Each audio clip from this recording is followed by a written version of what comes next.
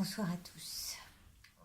Voilà une vidéo qui n'est pas évidente à faire puisqu'il s'agit de faire étalage de ce qui est du passé et donc de reprendre ce battleur qui est au début de sa vie et qui a envie de faire plein de choses. Donc j'ai mis les cartes ici parce que je ne savais pas trop comment aborder le sujet. D'ailleurs, si ça ne vous intéresse pas, je vous invite tout de suite à quitter la vidéo parce que voilà, ça peut ne pas intéresser tout le monde et plutôt que de mettre un dislike qui est plutôt malveillant et malvenu, eh bien, voilà, quitter le terrain. Je vous oblige pas à rester. Après, si je vous montre ce chemin, c'est pour donner l'idée à certains de garder tout ce que vous avez produit, et qui peut peut-être servir un jour à d'autres personnes. Voilà, moi, je suis arrivée à 15 ans à vouloir faire des choses au départ pour sauver les êtres de la dépendance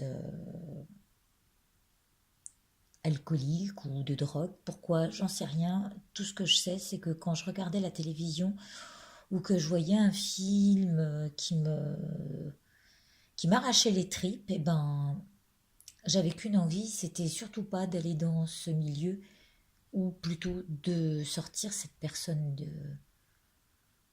de la dépendance qui est la drogue. Et du coup, très tôt, je me suis, quand j'ai vu le film, je sais pas si vous l'avez vu, Midnight Express, j'ai eu envie de ça, m'occuper de ces gens-là. Sauf que j'étais pas assez mûre ou pas assez protégée de des gens qui sont malveillants. Et du coup, ça m'a un petit peu emmené sur un terrain glissant. Tout ça pour dire qu'en parallèle, j'ai quand même fait des choses et donc j'ai dit à mon père très tôt que je voulais être styliste. Pourquoi? Mon père était fabricant, il avait la marque Fusano et il a ouvert sa boîte, son entreprise, lorsque je suis née en 1964. Et Fusano était connu pour être une entreprise de fabrication de vêtements de ski, d'où l'idée de la contraction du mot Fuso-Anorak, qui était un concurrent direct de Fusalp. Et mon père avait un don particulier pour se lier avec des personnalités, et vous verrez plus tard, il était facile en matière de commercial, et il avait un bagou incroyable, même plutôt culotté, je dirais. Et du coup, c'est comme ça qu'il nous a amené à rencontrer Jean-Charles de Castelbajac. Et à partir de Jean-Charles de Castelbajac, j'ai eu très très envie de dessiner et d'être styliste. Donc très tôt, j'ai été attirée par la mode et très vite, j'ai eu envie d'être styliste. Mais comme j'étais pas scolaire, eh bien, j'ai arrêté en seconde les études. Je ne suis pas allée jusqu'au bac. Et je voulais faire une école pourtant de stylisme, mais il n'a pas voulu. Il m'a dit, tu as des idées, il faut garder tes idées telles qu'elles sont. J'ai peur que le fait que tu te mettes à savoir faire des prototypes et des patrons, ça t'empêche de créer. Or, je ne veux pas t'arrêter dans ta création et je te prends directement dans ma société. Tu auras les modélistes pour t'aider à faire tes collections. Donc, il est évident qu'au début, j'étais dans les traces des uns et des autres. J'étais assistante de collection et j'étais assistante de collection de Marité et François Girbeau. Ça, c'était super, super. Et Et donc, pour revenir en arrière, donc je suis obligée de vous montrer quel est ce parcours. Donc aujourd'hui, on met plein jour, pleine lumière sur ce à quoi j'ai tourné le dos et qui a duré un certain temps. D'accord? Aujourd'hui, c'est la révélation. On foudroie la porte, on foudroie l'ouverture, on force un peu même, on va chercher dans les cartons. Pour moi, ça c'est aujourd'hui le carton, tout ce qui est... alors je disais que c'était le labyrinthe perdu, oui, c'est un peu ça. Hein, j'ai pas, vous verrez, j'ai eu des parutions, c'est pourquoi je vous montre dessous toutes mes parutions, et qui peut emmener à médire ou à, à de la jalousie, à je sais pas quoi, peu importe, c'est pas là-dessus qu'il faut se pencher, mais plutôt sur le fait que je voulais rentrer à l'intérieur de moi, me cacher un petit peu, mais du fait que le battleur est en train de raconter son histoire et son étal, bah, je suis un petit peu obligée d'en sortir et de passer outre ce qui peut se dire. Donc voilà pour ce premier tirage qui est donc fait en 7 cartes. J'ai regardé après par la suite parce que je me suis dit mais pourquoi il y a cet œil? Eh bien oui, donc je suis obligée de revenir en arrière et de vous montrer donc tout ce que j'ai fait entre novembre, non, enfin, voilà, dans la période de mon adolescence où je suis devenue styliste. Donc ça c'est mon pressbook qui a commencé tout de suite. Alors voilà les parutions que j'ai eues. C'était les combinaisons de ski. J'ai eu aussi celle-ci, alors je ne sais pas si vous allez pouvoir voir, voilà, dans Biba, à l'époque, celle du milieu, voilà, qui était grise. On ne voit pas très bien, mais peu importe, c'est pas ça qui... Voilà, donc il y a celle-là. Après, on a eu une pub à faire qui était... en fait, on me donnait la permission de créer la collection de ski en même temps que je travaillais en tant qu'assistante pour Mariette et François Gerbeau. Voilà. Et puis un jour, j'ai eu un concours à faire, un concours de combinaison futuriste. Donc vous voyez, elle est là, au milieu de Kaoué, V2V, Montclair, ski mer, descente, Chantal Thomas même en bas, vous pouvez voir. Hein. Je ne sais pas si vous le voyez, voilà. Et le jour où j'ai fait cette combinaison et qu'elle est partie de la boîte, mon père m'a dit « Ma pauvre Katia, tu n'arriveras jamais à rien ».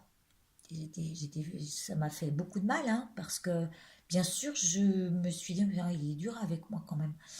Voilà, évidemment, j'avais imaginé des sacs de survie au cas où on tombe dans une avalanche avec des tubinos, des trucs que j'avais été chercher chez un garagiste. J'avais fait fondre la visière pour qu'elle prenne la forme du visage. Bon, c'était un peu exagéré, hein, c'est sûr, mais voilà, elle était sortie quand même à chaque fois qu'un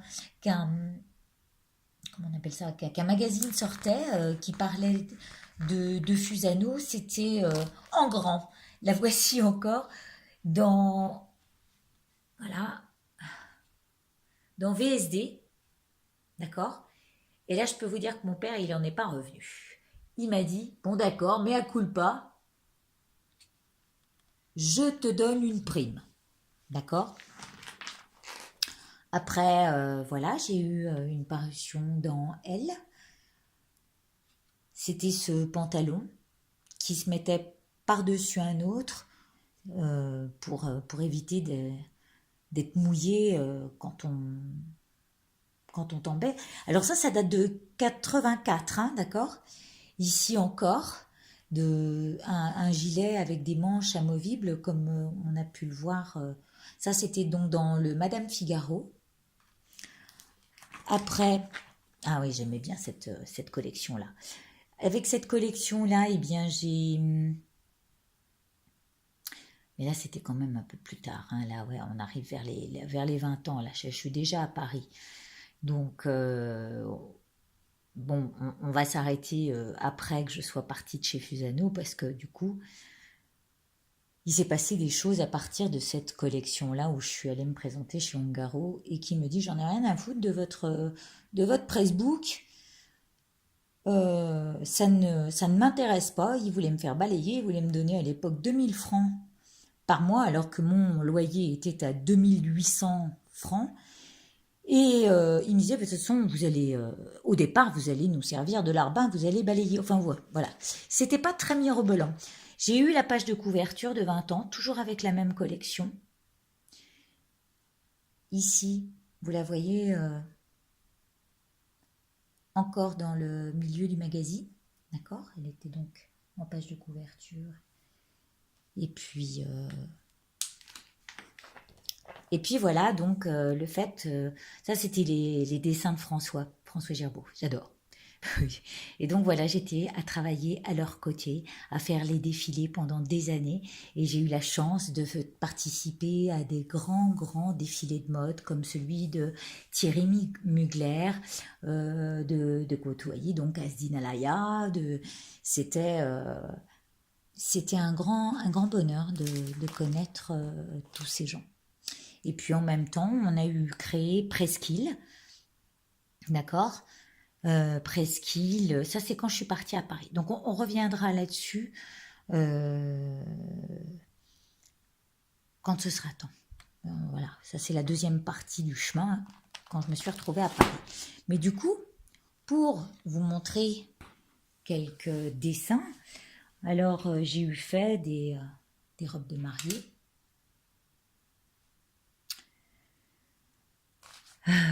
J'ai eu dessiné pour des concours. Alors, il va y avoir plein de choses. Hein. Ça, c'était une robe de mariée que j'adorais. Je voulais faire en... Alors, c'était un pantalon très large avec une résille large aussi qui était donc blanc cassé. Et un voile blanc cassé. Évidemment, hein, là, ce que vous voyez derrière, c'est pas les fesses. Le pantalon cache les fesses. Mais il y a quand même cette idée de résille. Ça, c'est le dos. Vous avez, normalement, ah maintenant, je ne l'ai pas. Ça, ça c'en était une autre. Voilà. Ça, c'en était une autre. Qui était pour une amie. Assez sobre. Hein. Toujours avec du satin. En fait, elle avait du satin, des strass. Pardon, vous ne voyez pas. Elle avait du satin au bout des manches et en décolleté, des strass que vous voyez sur la poitrine et le décolleté et le bout des manches, et en bas encore, donc elle était fendue jusqu'au point de... comment on appelait ça à l'époque? Les deux points d'arrêt, oui. Les deux points d'arrêt, et le satin, en fait le tissu était à la fois très plombant, en satin d'un côté, et mat de l'autre. Donc toujours en écreux, hein, voilà. Après, j'ai participé à un concours, j'adorais participer à des concours, de Rika Lewis. Et en fait, toute cette partie, vous verrez, de costumes de scène que j'ai fait à une période, c'était dans ma deuxième partie de vie. Voilà, costume de scène toujours. Alors c'est pour ça que mon père me disait, mais voilà, il y avait des choses, je ne savais pas si c'était possible de les faire, du fait que vous voyez ces torsades là, il fallait les faire par quelqu'un. Hein. Moi, j'étais pas douée en dessin. Hein, je vous le dis franchement, j'allais chercher. Alors voilà, ça fait partie d'une autre série, mais que j'aime beaucoup. Ça, c'est quand j'ai fait mes costumes de scène, parce que je vous raconterai ce qui m'est arrivé quand j'ai voulu être chanteuse. Après, il m'est arrivé de vouloir faire des collages. Alors ça, ce sont des collages faits à partir de magazines. Vous voyez au milieu de la hanche de cette femme. En fait, c'est une manche, la manche d'un blazer. Voilà. Ici, vous avez... il fallait prendre le même personnage et l'habiller et le mettre dans un contexte. Et ce même personnage, en fait, c'était cette robe noire, vous voyez, comment on appelle ça, ce grand gilet sans manches noir qu'il fallait mettre sur plein de tenues différentes. Alors ici, vous l'avez en tenue plus sport, là, vous l'avez en tenue plus habillée, et vous allez voir sur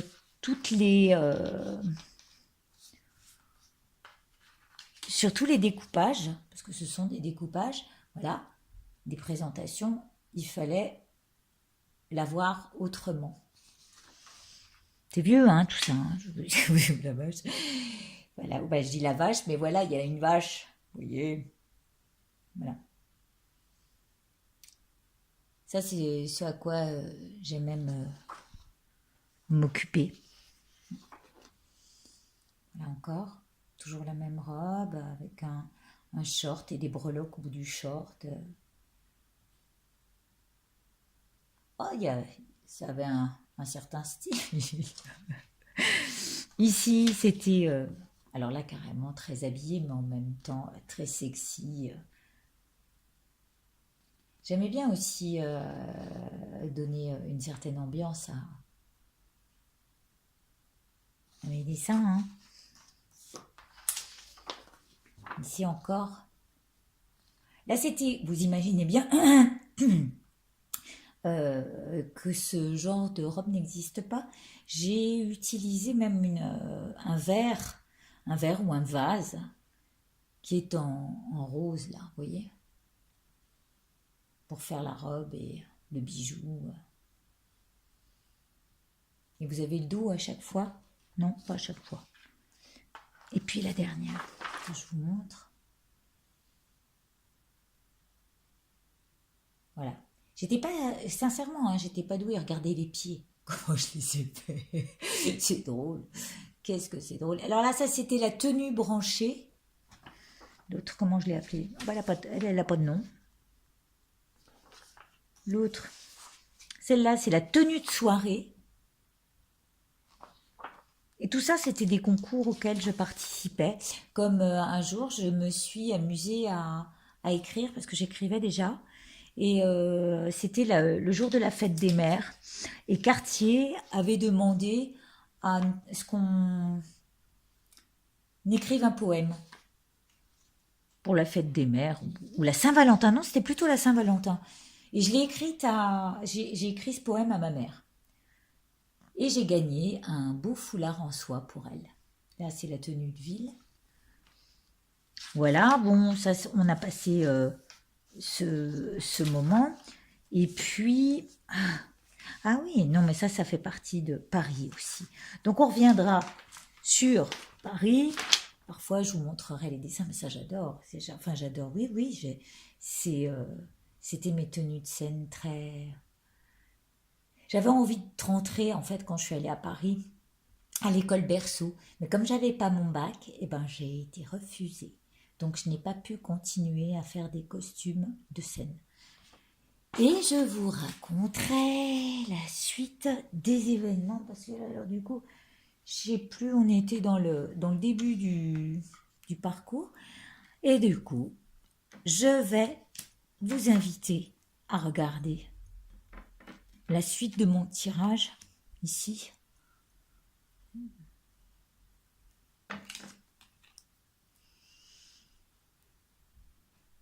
Qui est de revenir at home. Pour moi, ça, il y a un côté résonnant.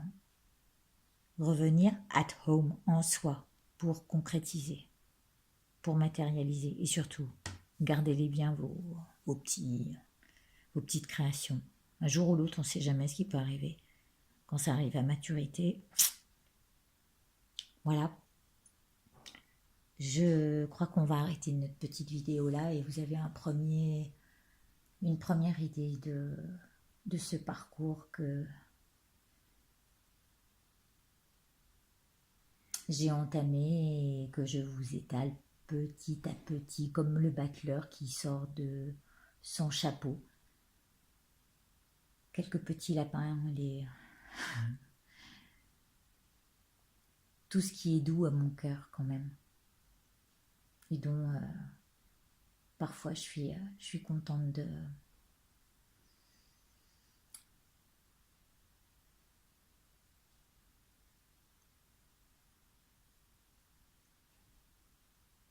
partager. Voilà. Ouais, parfois je suis contente. Voilà, je vous embrasse, allez. Ça m'a toute retourné d'aller voir dans ces cartons. Je vous embrasse.